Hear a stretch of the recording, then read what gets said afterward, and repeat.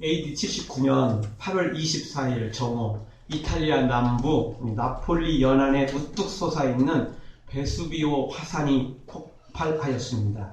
이 화산 폭발로 폼페이는 커다란 피해를 입고 완전히 소멸한 도시 가운데 하나가 되어버렸습니다. 하늘에서는 비오듯 쏟아져 내리는 엄청난 양의 흙과 돌덩어리들이 이 시내를 한순간에 없애버렸습니다. 이 폼페이는 그동안 잊고 있다가 18세기에 처음 발견되었고 19세기에 본격적으로 발굴되어서 지금의 폼페이를 이제 재건하게 된 것입니다. 발굴 현장에 보면 도시 곳곳을 이어주는 도로들이 다 포장되어 있었는데 도로가 하나로만 되어 있는 게 아니고 차도하고 인도하고 구분되어 있었습니다. 물론 당시엔 차는 없었죠. 대신 마차길이겠죠? 그럼 마도라고 해야 되나요? 예. 그렇게 마차가 다니는 길과 사람이 다니는 길이 따로 이렇게 있을 만큼 구분을 지을 만큼 엄청난 도로를 만들어 놓았었습니다. 그리고 사거리 가보니까 이 공동수도와 각 가정으로 물을 보내기 위한 수도관 시설이 발견되기도 했습니다. 그 밖에 공중 목욕탕이 있었고 체육관이 있었고 2개의 극장이 있었고 1만 명 이상을 수용할 수 있는 원형 경기장도 발굴이 되었을 정도로 엄청난 도시였습니다. 그런데 이런 도시가 하루아침에 사라져버린 것입니다. 그래서 이 자료를 이 도시가 있다는 사실도 사실은 모르고 있었던 겁니다. 그러다가 나중에 이게 발견돼서 그때서 자료를 찾아보니까 자료가 조금 숨어 있었던 거죠. 그래서 이제 알게 되었던 것입니다. 그런데 이 발굴 과정에서 화산재와 용암에 파묻혀 죽은 수많은 사람들이 그대로 화석으로 발견되었습니다. 뒤늦게 알고 미처 피하지 못한 사람도 있었지만 그 중에 수많은 사람들이 금은보화나 값비싼 물건을 가슴에 안고 손에 들고 등에 지고 이렇게 피난 가는 사람들이 집 부근에서 발견되고 도로에서 발견되기도 했다는 것입니다. 자, 그 금은보화 가지고 피난 가려는 생각 괜찮죠? 예, 아무리 급한 일이 벌어져도 먹고 살아야 되니까 중요한 건 가져가야 되지 않겠어요? 그런데 그 금은보화 찾으러 집에 가지 않고 곧바로 도망쳤다면 살 수도 있었을 사람 상당히 됐을 것입니다. 그런데 그 금은보화 들고 도망치느라고 결국 거기에 다 묻혀 죽어버리게 된 것입니다. 금은보화도 중요하지만 목숨이 더 중요한데 그 보호와 함께 죽을 줄도 모르고 그것을 가지고 도망치려고 했으니 참으로 어리석다 하지 않을 수 없습니다. 지난주에 5월 21일 서초구 반포동의 한 빌라에서 화재가 발생했습니다. 검은 연기가 자욱한 빌라에서 39세의 손자가 개 한 마리를 품에 안고 허겁지겁 밖으로 뛰쳐나왔답니다. 그리고는 도움을 요청하면서 집안에 어머니와 예할머니가 있으니 구출해달라고 요청했답니다. 그리고 이제 구조팀이 올라가는 사이 2층 빌라 현관에서 62세 된 어머니를 만났습니다. 허겁지겁 건물 밖으로 뛰쳐나오고 있는데 그 어머니 손에도 개 한 마리가 들려 있었습니다. 그런데 그 62세 된 어머니도 말하기를 집안에 또 90세 된 어머니가 계시는데 빨리 구출해달라고 그렇게 또 요청을 했다는 것입니다. 다행인 것은 이 농어까지 다 구출이 되었습니다. 씁쓸한 것은 개보다 못한 가족이 아닌가 그런 생각 때문에 씁쓸해질 수밖에 없었답니다. 39대 된 손자는 개는 가지고 나오면서 자기 어머니하고 외할머니는 내버려 치고 나오고 60세 된 어머니도 개는 한 손에 들고 나오면서 90세 된 자기 어머니는 나몰라라 하고 있고 모두 다 살기는 살았지만 말 그대로 가족이 개보다 못한 그런 상황이 되고 말았습니다. 좀 여러 가지 사정이 있을 수는 있겠지만 해도 좀 너무한다 싶은 생각이 들어갑니다. 그 어머니의 그 아들이 아니었는가 라는 씁쓸한 마음을 우리가 지울 수가 없습니다. 혹시 여러분도 가족보다는 사람보다도 더 개를 먼저 구하거나 또 다른 금은보화를 챙기지는 혹시 않습니까? 우리가 우리 자신을 한번 이런 시간에 점검할 필요가 있습니다. 나에게 가장 소중한 것이 무엇인지, 나에게 가장 귀한 것이 무엇인지 말입니다. 화산이 폭발하거나 화재가 발생한 위급한 상황이 아니라 할지라도 우리는 지금 말세에 살고 있다는 사실을 절대 잊어서는 안 됩니다. 따라서 언제 어느 때 예수님께서 재림하실지 모르는 시대에 살고 있습니다. 이런 때 나에게 가장 중요하고 소중한 것이 무엇인지 점검해서 확인하지 않으면 우리도 큰일 날 수 있는 겁니다.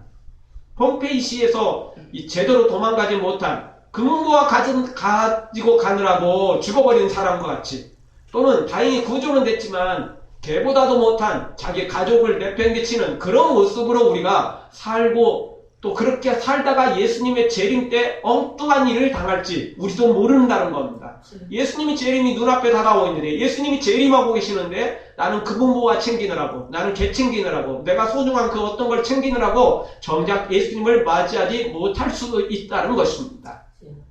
따라서 우리는 이 시간에 다시 한번 점검하고 예행 연습을 해야 됩니다. 위급한 순간에 예행 연습을 하는 사람만이 그때 당황하지 않고 그 일을 해낼 수 있는 것입니다. 아무 생각도 없이 있다가, 또는 생각만 하고 있다가는 한계가 있는 것입니다. 여러분, 집에서 새는 바가지는 밖에서도 셀 수밖에 없는 것입니다. 지금 내가 영적으로 준비되지 않으면 예수님이 재림하시는 걸 눈앞에 뻔히 보면서도 예수님을 맞을 수 없게 되기 때문에 그렇습니다. 지금 준비하지 않으면 예수님의 재림은 우리가 제대로 준비할 수 없게 되는 것입니다. 예수님의 재림과 백보자 심판을 준비하는 길은 성령 충만함밖에 없습니다. 왜냐하면 성령으로 말미암지 않고는 우리가 예수님을 믿을 수 없고, 성령으로 말미암지 않고는 예수님을 따라갈 수 없기 때문에 그런 것입니다. 우리가 지난주에 살펴봤던 것처럼 성령님은 우리에게 모셔서 우리를 도와주시고 진리를 알려주시고 고아처럼 우리를 버리지 않고 함께 하시는 분이었습니다. 그런 성령님이시기 때문에 우리가 그 성령님의 도움만 받으면, 인도함만 받으면 마지막 이 백보자 심판, 예수님의 재림은 충분히 준비하고도 남을 수 있는 것입니다. 사랑하는 성도 여러분, 썩어지고 없어질 것에 집착하지 말고 영생을 주시는 그 놀라운 성령님을 사모하시고 성령님으로 말미암아 재림을, 백보자 심판을 준비하고 영생을, 천국을 누리기를 주의 이름으로 축원합니다. 오늘 이 말씀의 제목도 지난주에 이어 우리에겐 성령님이 필요합니다. 그런 제목입니다. 함께 같이 한번 하겠습니다. 우리에게는 성령님이 필요합니다. 우리에게는 성령님이 필요합니다. 그렇습니다. 우리에겐 절대적으로 성령님이 필요합니다. 그럼 왜 우리에게 성령님이 필요할까요? 왜 성령님이 대세인가요? 왜 성령님이어야만 하는 걸까요? 오늘 성경도 몇 가지로 우리에게 가르쳐주고 있습니다. 첫 번째 주시는 말씀은 26절에 보니까 모든 것을 가르쳐 주시기 때문에 그렇습니다. 성령님은 우리를 가르쳐 주시는 분이기 때문에 성령님이 우리에게 필요한 것입니다. 성령님이 우리를 돕는다고 그랬습니다. 그 돕는 일 중에 구체적인 것 하나가 바로 우리를 가르쳐 주시는 것입니다. 잘못된 것, 세속적인 것, 썩어질 것, 이런 것이 아니라 영원한 것을 추구하도록 가르쳐 주신다는 것입니다. 폼페이시가 그렇게 하루아침에 다 멸망을 했지만 그렇다고 폼페이시에 살고 있는 모든 사람들이 다 죽은 것은 아닙니다. 여러분, 화산이 폭발하려면 연기가 벌써 피어오르고 지진이 조금 생기고, 그래서 갑작스럽게 화산이 폭발하는 것 같지만 사실은 그런 징조들이 나타납니다. 그런데 사람들이 그런 징조를 보고도 피하지 않는 이유가 뭘까요? 딱 한 번 그런 징조가 나타나는 게 아니고, 저거 작년에도 그랬어, 저거 몇 달 전에도 그랬어, 저거 어제도 그랬거든, 오늘도 넘어갈 거야, 이런 생각이죠. 그렇죠? 오늘도 괜찮을 거야, 이거죠. 이러다가 폭발해버린 것입니다. 그러다가 다 죽어버린 거죠. 또 오늘 당장 폭발한다고 했어도 곧바로 그냥 도망치면 됩니다. 다리야 나 살리라 하고 도망치면 되는 거죠. 그런데 화산이 폭발하는 걸 보고도 귀중품은 가지고 가야 돼. 그래야 먹고 사는 거 아니야? 내가 평생을 모은 건데 놓고 갈 수 있어? 이렇게 생각되는 거죠. 그래서 문제가 생기는 것입니다. 그럴 때는 그냥 곧바로 도망가야만 되는 것이죠. 곧바로 도망가야 됩니다. 화재가 생겼습니까? 그렇다면 곧바로 빠져나와야죠. 가족들 얼른 데리고 도망가 나와야 되지 않겠습니까? 성령님이 우리에게 어떻게 가르쳐 주신다고요? 예수님이 재림하실 거니까, 백보자 심판이 눈앞에 있을 거니까, 너 지금 돈 버는 게 중요한 게 아니다. 출세하는 게 중요한 게 아니다. 아파트 들이는 게 중요한 게 아니다. 뭐 좋은 거 사드리는 게 중요한 게 아니다. 재림 준비를 해라. 믿음으로 세워져라. 이걸 성령님이 가르쳐 주신다는 거야. 그런데 성령님이 임하시지 않으면 그걸 가르치는 곳은 세상에 어느 것도 없습니다. 성령님만이 그걸 가르쳐 주신다는 겁니다. 성령님이 아니면 어느 것에서 배울 수 있는 길이 없습니다. 배울 수 있는 방법이 없습니다. 여러분, 우리가 배우지 않고 어떻게 알 수 있습니까? 다른 사람에게 배우든지 아니면 내가 책을 통해서 배우든지 배워야 돼요. 배우지 않으면 아무것도 모르는 것입니다. 성령님이 우리에게 가르쳐 주셔서 우리가 배울 때 영적으로 준비하고 영적인 길을 걸어갈 수 있는 것입니다. 성령님이 안 가르쳐 주시면 우리는 절대적으로 썩어질 거, 세상에 없어질 거, 이것만 바라보고 살아가는 것입니다. 성령님이 가르쳐 주셔도 우리는 한순간 한눈을 팔기도 하고, 성령님이 가르쳐 주셔도 자꾸 롯의 아내처럼 뒤돌아보고, 성령님이 가르쳐 주셔도 자꾸 곁길로 빠지는 게 우리인데, 안 가르쳐 주시면 전혀 소망이 없는 겁니다. 방법이 하나도 없는 것입니다. 따라서 오늘 우리는 성령님을 통해서 가르침을 받아야 됩니다. 여러분, 예수님께서 3년 동안 하신 것이 뭐죠? 귀신을 쫓아내고 병든 자도 낫게 하셨습니다. 그러나 그건 사역의 본질이 아닙니다. 예수님의 사역의 본질은 뭐죠? 핵심은 뭐였죠? 천국 복음을 전하는 것이었습니다. 그래서 예수님이 외치셨던 첫 번째 말씀, 그리고 가장 중요한 말씀은 천국이 가까웠다는 것입니다. 그러므로 빨리 회개하고 천국을 바라보라는 것입니다. 이것이 가장 핵심이었어요. 귀신을 쫓아내고도 천국의 말씀을 전해주셨고, 병든 자를 일으켜놓고도 천국의 말씀을 전해주셨고, 무슨 일을 하고 나서도 천국의 말씀을 전해주신 것입니다. 왜? 그것 때문에 병자도 나았고 귀신도 쫓아냈고, 그것 때문에 저주도, 그것 때문에 그의 모든 연약한 것도 고쳐주신 거거든요. 바로 천국복음이었습니다. 예수님은 눈에 보이는 교회를 단 하나도 세우지 않았습니다. 어떤 건물도 세우지 않았습니다. 예수님이 하신 거라면 천국복음을 전하는 것이었고, 특별히 12제자들, 좀 넓게는 120명의 제자들을 양육하는 것이었습니다. 가르치시는 일이었다는 것입니다.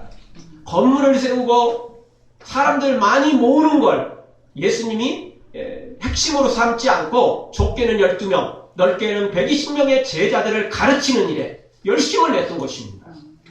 가르친다는 것, 천국을 가르치시고 복음을 가르쳐 주시며 천국을 소망하도록 만드는 것이야말로 가장 중요한 예수님의 사역이었던 것입니다. 지금도 마찬가지입니다. 성령님의 가장 중요한 사역이 우리로 하여금 신유의 은사, 방언의 은사, 기적 행하는 은사, 각종 은사인 줄 아십니까? 아닙니다. 그런 은사를 통해서 뭘 하시겠다는 겁니까? 천국을 준비하도록 만들자는 것입니다. 그런 것을 통해서 우리를 새롭게 하시는 것이 바로 성령님의 놀라운 일이라는 것입니다. 모르면 믿고 싶어도 믿을 수 없고, 천국 가고 싶어도 갈 수 없는 것입니다. 알아도 전부 믿지 못하고, 알아도 천국을 향하여 달려가는 게 쉽지 않은데, 모른다면 더더욱 두말할 것 없지 않습니까? 그래서 사도행전 28장 26절에 보면, 너희가 듣기는 들어도 도무지 깨닫지 못하며 보기는 보아도 도무지 알지 못하는도다. 탄식하시는 내용이 나옵니다. 보기는 보아도 깨닫지 못하여, 듣기는 들어도 알지 못하는 백성, 그게 바로 우리라는 것입니다. 그러면 어떻게 하면 알 수 있을까요? 어떻게 하면 우리가 깨달을 수 있나요? 성령님이 우리와 함께 하실 때 가능한 겁니다. 성령님이 우리의 귀를 열어주셔야 되고, 성령님이 우리의 눈을 열어주실 때, 그래서 영적인 귀가 열리고 영안이 열렸을 때 우리가 그 말씀을 믿고 아멘하게 되고, 또 천국을 보고 달려가게 되는 것입니다. 성령의 가르침을 받지 않는 사람 아무도 예수님을 알지 못하고 천국의 길로 갈 수도 없습니다. 고린도전서 2장 10절에 보면, 오직 하나님이 성령으로 이것을 우리에게 보이셨으니 성령은 모든 것 곧 하나님의 깊은 것이라도 통달하시느니라. 성령님이 모든 것을 아셔서 모든 것을 가르쳐 주신다는 것입니다. 오늘 26절을 보십시오. 26절 보니까 보혜사 곧 아버지께서 내 이름으로 보내실 성령 그가 너희에게 모든 것을 가르치십니다. 그런데 일부만 가르치십니까? 아닙니다. 얼마나? 모든 것을 가르치십니다. 일부가 아니에요. 조금이 아니에요. 맛보기가 아니에요. 모든 것을 가르쳐 주십니다. 그런데 분명한 건 우리가 무엇을 배우려면 하루아침에 한순간에 모든 것을 다 받아들일 수는 없어요. 무언가를 배우려면 순서가 있어요. 기초부터 시작해서 더 깊이까지 들어가는 거죠. 좁게 시작하지만 더 넓게 배우는 거죠. 한순간 컴퓨터에 입력시키듯이 그냥 곧바로 입력되는 게 아니에요. 배운다는 것은 하나씩 배우는 거지 한순간 입력되는 게 아니라는 것입니다. 성령님께서 우리에게 가르쳐 주실 때도 똑같습니다. 성령님이 한순간 우리에게 입력시킬 수 있는 능력도 있지만 우리는 하나씩 배울 수밖에 없는 것입니다. 그래서 우리의 수준에 맞춰서 성령님이 가르쳐 주시는 것입니다. 마태복음 10장 19절 20절을 보면 너희를 넘겨줄 때 어떻게 또는 무엇을 말할까 염려치 말라. 그때 무슨 말할 것을 주시리니 말하는 이는 너희가 아니라 너희 속에 말씀하시는 자 곧 너희 아버지의 성령이시니라. 성령님이 우리가 말할 것을 가르쳐 주신다는 것입니다. 성령님께서 우리가 행할 것을 가르쳐 주신다는 것입니다. 성령님으로부터 배우지 않으면 절대 우리는 알 수 없습니다. 다른 어떤 곳에서도 배울 수 없기 때문에 그렇습니다. 여러분 잘못된 사람한테 배우면 차라리 안 배우느니만 못한 겁니다. 잘못된 상식을 가지고 있는 사람은 목소리 큰 사람 이긴다고 자기도 배웠다고 목소리 큰 소리로 그냥 외치거든요. 우기거든요. 그런데 잘못된 걸 알고 있는 사람은 자기도 잘못되지만 남들까지도 잘못되게 만들 수 있는 것입니다. 세상에서는 그 어떤 것도 우리가 영적인 것을 가르쳐 줄 수 있는 곳은 없습니다. 오직 성령님만이 우리의 영적인 것을 가르치심을 믿고 성령님 앞에 나와서 그 모든 것들을 배우는 여러분들 되어지기를 주의 이름으로 축원합니다.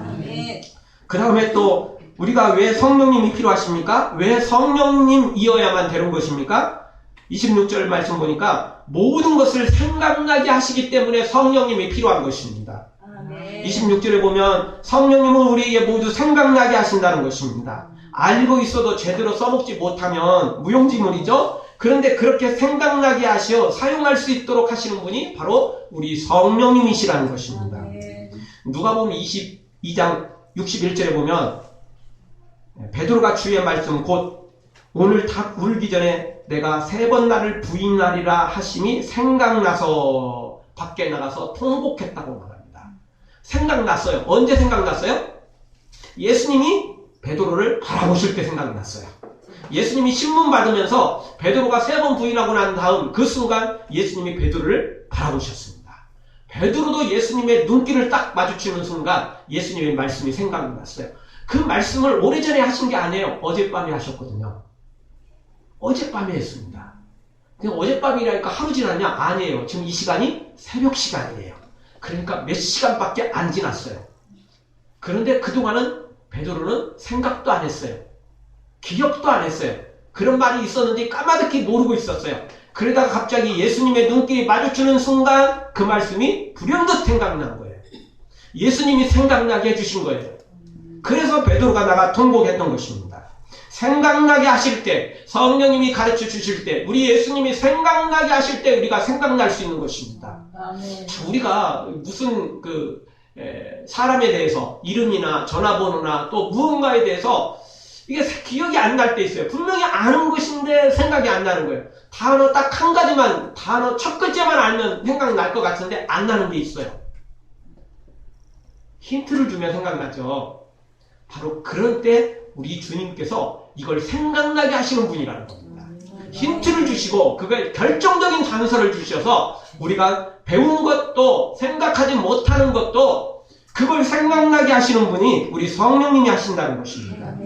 요한복음 2장 20절 이하에 보면 예수님께서 이 성전을 헐라 내가 사흘 만에 이 성전을 일으키겠다 말씀하십니다. 근데 유대인들은 이 말씀을 곡해했어요. 진짜 그 건물을 무너뜨리면 사흘 만에 예수님이 세우신다는 그런 말로 받아들였어요. 근데 예수님은 그렇게 말씀하신 게 아니에요. 교회는 보이는 교회는 건물이지만 실제 보이지 않는 온전한 교회는 이 교회의 근본은 바로 예수님이십니다.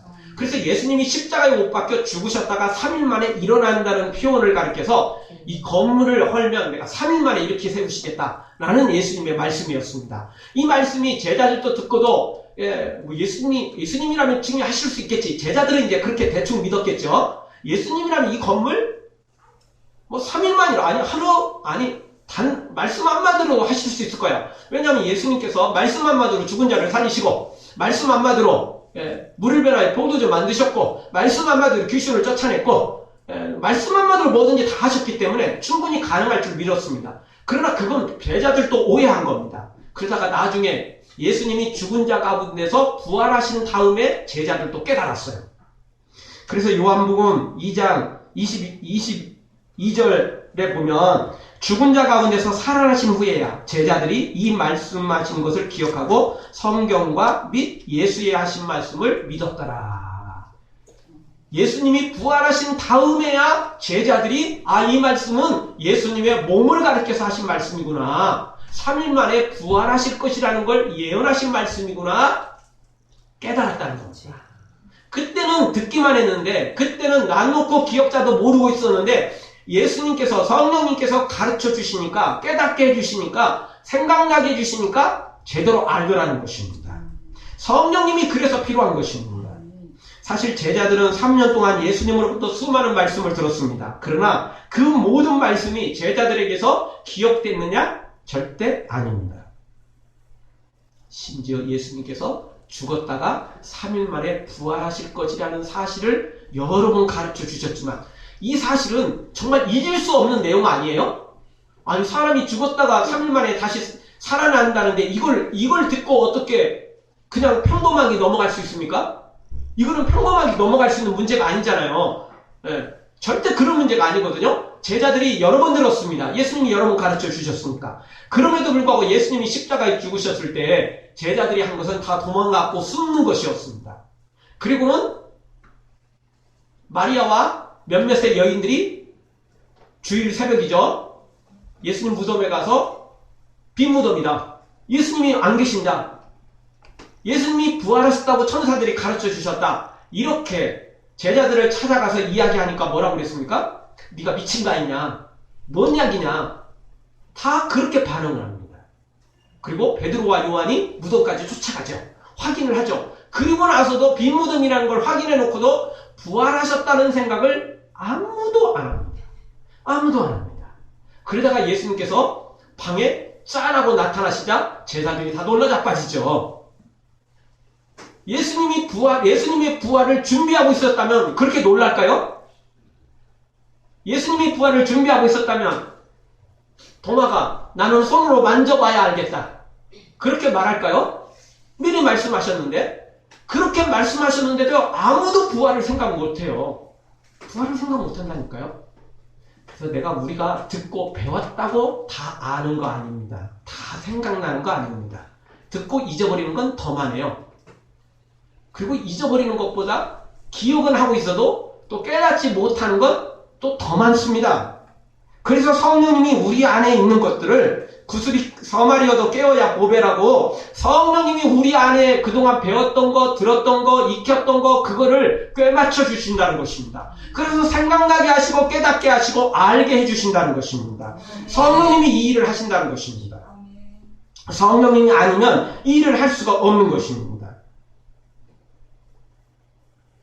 성령님은 우리 안에 잠재되어 있는 모든 것을 정리해 주시고 깨어 맞추셔서 우리로 하여금 위대한 하나님의 사람으로 세워지도록 우리를 가르쳐 주시고 깨닫게 하시는 분, 생각나게 하시는 분이 우리 성령님이시라는 것입니다. 26절을 다시 한번 보십시오. 중간절에 보니까 내가 너희에게 말한 모든 것을 생각나게 하시리라. 여기서도 일부만 생각나게 하십니까?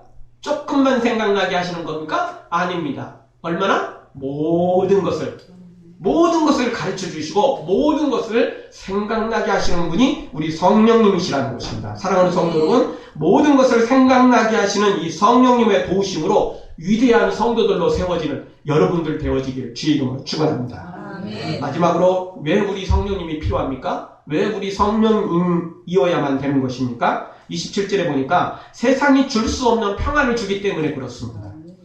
하나님께서 우리에게 주시는 최고의 선물은 천국입니다. 그런데 그 천국은 우리가 죽어야 갈 수 있잖아요.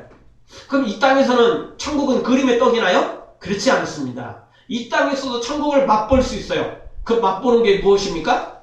교회 안에 천국이 있나요? 우리 집 안에 어디 한 구석 골방에 비밀방에 천국이 숨겨져 있나요? 그렇지 않습니다. 우리가 이 땅에서 천국을 경험하고 맛볼 수 있는 것은 성령님을 통해서 평안을 누리는 겁니다. 샬롬이 우리에게 임하는 것입니다. 아멘. 그러면 천국을 맛보게 되는 거죠. 그러면 천국이 우리 마음에 영혼에 임하게 되는 것을 체험하게 되는 것입니다. 아멘. 성령님이 하늘의 평안, 하늘의 샬롬, 하늘의 기쁨, 하늘의 이 놀라운 비밀한 것들을 우리가 누리도록 만들어주신다는 것입니다. 아멘. 예수님께서 부활하신 후 제자들에게 첫 번째 하신 말씀이 무엇인 줄 아십니까? 누가복음 24장 36절에 보니까 이 말을 할 때 예수께서 친히 그 가운데 서서 가라사대 너희에게 평강이 있을지어다. 너희가 평안하뇨 물으셨고 평강이 있을지어다. 예수님이 주시는 것입니다. 평강, 하늘의 평강, 하늘의 기쁨, 바로 이 천국의 놀라운 비밀한 것을 예수님이 주기를 원하셨던 것입니다. 아멘. 로마서 8장 6절에 보면 육신의 생각은 사망이요 영의 생각은 생명과 평안이니라. 성령을 생각하고 성령을 따라가면 생명과 평안을 얻게 되는 것입니다. 아멘. 평안, 샬롬, 이거 어떤 것과도 바꿀 수 없는 겁니다. 극단적으로 말한다면 이 세상의 모든 걸 소유했어도 평안이 없으면 아무것도 소유하지 못한 것과 같습니다. 반대로 사람이 거짓골이 하고 있고 실제 거지라 할지라도 오늘 저녁 먹을 것 없다 할지라도 성령을 소유하고 있다면 그 사람은 모든 것을 소유하고 있는 것과 똑같습니다. 왜냐하면 성령님은 못하는 것이 없기 때문에 그렇습니다. 성령님은 우리를 가장 부유하게 만들 수 있는 분이기 때문에 그런 것입니다. 아멘. 여러분, 가장 중요한 것 바로 이 평안입니다. 돈 있고 성공하고 출세하고 다 가졌는데 평안이 없다. 마음에 불안이 가득하다. 누가 칼 들고 쫓아올 것만 같다. 천장이 무너질 것만 같다. 그러면 못 사는 거예요. 못 사는 겁니다. 아무리 좋은 대물 같은 집에 첨단 장비를 동원하고 최고급 침대에 들어있어도 잠을 잘 수 없는 거예요. 최고급 이불을 갖다 놓고도 잠을 잘 수 없는 거예요. 그러나 마음이 평안하면요 들판에 누워서도 하늘을 덮고 들판을 내 베개 삼고 그리고 그냥 그렇게 자도 평안히 잘 수 있게 되는 것입니다. 이 평안이 우리에게 필요하는데 이 평안은 바로 성령님이 주신다는 것입니다. 평안을 너에게 주노라. 세상이 줄 수 없는 세상이 할 수도 없는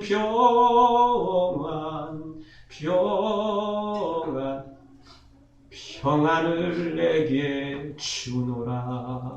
평안을 주시는 분, 세상이 알 수 없는 평안, 세상에서 찾을 수 없는 평안, 오직 천국에만 있는 그 평안을 성령님이 우리에게 선물로 주신다는 것입니다. 성령님을 맞아들이기만 하면 우리는 이 놀라운 평안을 누릴 수 있는 것입니다. 사랑하는 성도 여러분, 성령님이 우리 모두에게 임하여 이 놀라운 평안이 우리 가운데 넘치기를, 천국을 맛보며 살기를 주의 이름으로 축원합니다. 그러면 누구에게 이런 엄청난 복을 주실까요? 성령님이 반드시 필요한데 그럼 누구에게 성령님이 임하시냐는 겁니다. 교회만 나오면 그 성령이 임하시나요? 열려라 참게 되나요? 교회만 나오면 예배자리에 앉아있기만 하면 그냥 이 설교만 들으면 자동으로 성령이 충만해지나요? 전혀 그렇지 않습니다. 착각입니다. 그거. 교회에 나왔다고 설교 듣는다고 예배하고 있다고 성령님이 임하시는 게 아니에요. 성령님이 임하시는 방법들은 몇 가지가 있겠지만 오늘 성경이 단 한 가지로 가르쳐주고 있습니다. 우리 15절 말씀을 앞으로 넘기셔서 14장 15절 말씀을 우리 찬양대가 한번 읽겠습니다. 다 같이 시작. 너희가 나를 사랑하면 나의 계명을 지키리라. 아멘. 너희가 나를 사랑하면 나의 계명을 지키리라. 계명을 지키는 자. 예수님이 이걸 강조하고 있습니다. 그리고 나서 또 또 21절을 읽어보십시오. 21절 우리 다 같이 한 목소리로 읽겠습니다. 나의 계명을 가지고 지키는 자라야 나를 사랑하는 자니 나를 사랑하는 자는 내 아버지께 사랑을 받을 것이요 나도 그를 사랑하여 그에게 나를 나타내리라. 아멘. 나의 계명을 가지고 지키는 자, 이렇게 지키는 자에게 예수님도 사랑하고 나타내 주시겠다는 것입니다. 아니 예수님이 지금 다 보이고 있는데 뭘 또 나타내요? 바로 성령님을 보여주시겠다는 거죠. 예수님의 진면목을 보여주시겠다는 겁니다. 예수님을 봤다고 예수님께 설교 들었다고 천국 가나요? 그렇지 않아요. 진짜 예수님을 만나야 돼요. 영적인 예수님을 체험해야죠. 아멘. 교회 나왔다고 천국 가는 게 아니고 이 평안을 누리는 게 아니고 알고 가르침을 받는 게 아니고 순종하는 사람에게 이 놀라운 말씀을 지키는 사람에게 이 성령님을 부어주신다는 것입니다. 아멘. 23절 말씀도 보십시오. 예수께서 가라사대 대답하여 가라사대 사람이 나를 사랑하면 내 말을 지키리니. 여러분 이렇게 15절에서 21절에서 23절에서 계속 성령님의 가르쳐 주는데 시작할 때도 계명 지키는 것, 중간에도 계명 지키는 것, 또 23절 끝부분에서도 여전히 또 계명 지키는 걸 이야기하고 있습니다. 이러면서 계속 성령님 이야기를 하고 계세요. 성령님 이야기를 하시면서 계명을 지키는 거, 계명을 지키는 거, 계명을 지키는 걸 중간중간에 계속해서 이 말씀을 주고 계시는 겁니다. 성령님 이야기하다가 계명 지켜라. 또 성령님 이야기하다가 계명 지켜라. 성령님 끝부분 끝맺으면서 또 계명 지켜라. 예수님이 이렇게 말씀하고 계시는 겁니다. 즉 성령을 받아야 된다는 걸 안다고 성령님을 받은 게 아니고 서울대학교 안다고 연고대 안다고 내가 거기 들어가는 거 아니에요. 그 학교 캠퍼스 한번 들어가 봤다고 내가 그 학생 되는 거 아니라니까요. 성령님 안다고 천국 안다고 예수님 안다고 믿는 거 아니에요. 그리고 나한테 오시는 거 아닙니다. 누구에게 임하신다고요? 계명을 지키는 사람, 하나님의 말씀대로 순종하는 사람, 이런 사람에게 성령님이 임하시는 것입니다.